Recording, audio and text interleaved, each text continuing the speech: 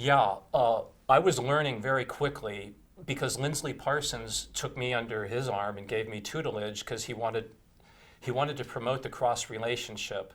In order for AVCO to make movies, their parent corporation required that they all have guarantees of completion because they didn't want to find themselves in a scenario which later became known as the Heaven's Gate scenario, which I think many people are familiar with just by saying that expression.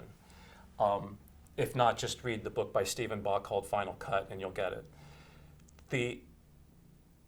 And it all comes full circle with this story. So Lindsley's telling me things like the old Republic studios and how we used to make pictures. And so we'd walk around the lot and we'd see the sets that already were made, and we'd have a writer standing with us, and by the time it was done, we'd have a story, and he explained to me that those are called B movies. I said, well, what's a B movie, Lindsley?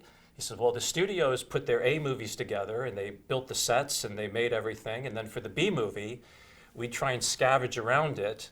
And when you'd go to the movie theaters, way back in the day, I mean the origin of Republic Pictures Day, a movie event went something like this.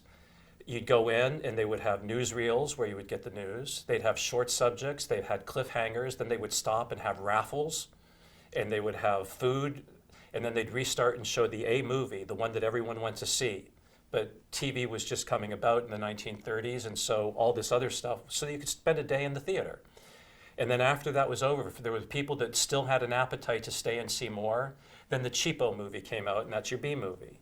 Well, as soon as I heard that, I ran over to DMV and I changed my license plate to B movies. I said, this sounds like me. It sounds like I'm a guy who could figure out how to do what Lindsley did and walk around the lot and see the sets and how you put it together for the price.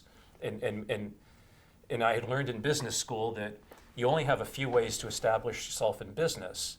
You know, one is to be the biggest, one is to be kind of boutique in nature, one is to have government protection so that you can operate literally as a monopoly, and another way was to be the lowest cost. And I really saw that I could have a career for myself by being the lowest cost producer in Hollywood. And at the time, that was not an unimportant thing because there were barriers to entry in the movie business finance-wise. If you couldn't put together $40,000 or $50,000, you couldn't buy film stock and have it processed. And that was on the cheap side.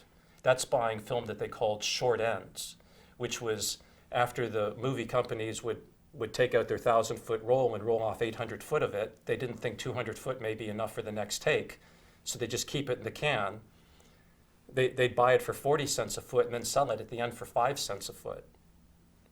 Well, all of us little independent filmmakers, we made our movies on the short ends.